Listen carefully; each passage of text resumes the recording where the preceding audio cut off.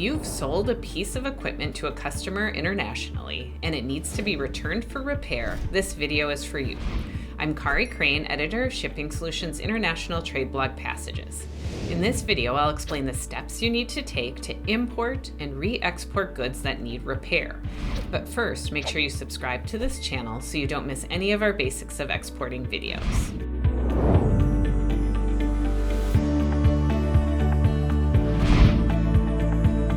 Follow these steps if your customer needs to return your product for repair. Step 1. The first step is for your customer to check with their own customs authority. Every country has different procedures and documentation requirements for repairs. Some countries may require the goods to be registered with customs before sending them to the US. This ensures they won't be charged full duty upon return. Step 2. Contact your customs broker.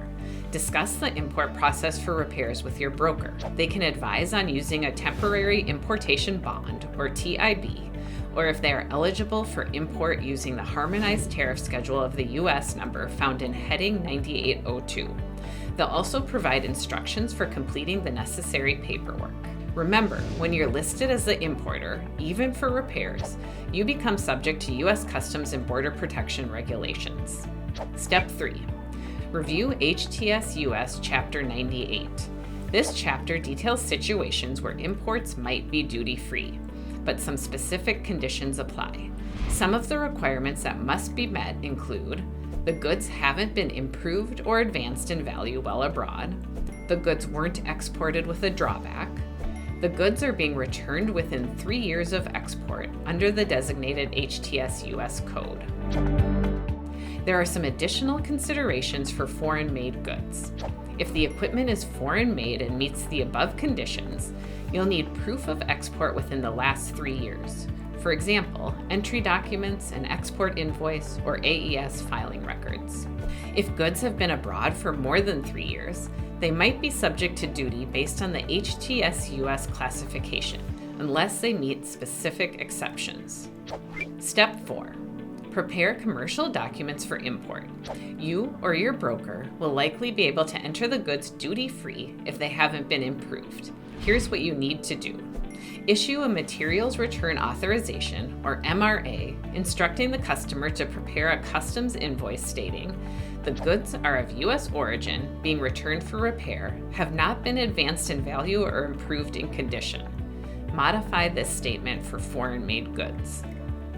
Ask the customer to include 2 HTS US numbers on the invoice.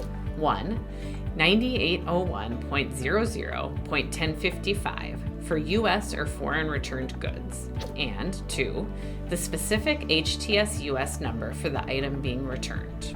Then instruct the customer to complete the shipper's declaration as per CBP regulations. As the importer, you'll need to submit either the importer's declaration or manufacturer's affidavit to your broker to avoid duty payments. Step 5. Repair and return the equipment. Once the repairs are complete, you'll need to prepare documents for sending the equipment back.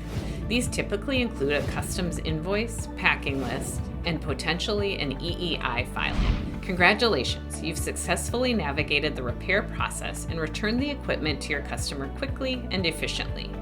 For more details on this process, look for a link below. If you liked this video, like it, share it, and subscribe to our channel. Watch for more videos sharing real practical advice about export documentation, compliance, and the latest changes affecting exporters. You'll also find hundreds of articles about every aspect of exporting on our blog, shippingsolutions.com/blog. You'll find a link below.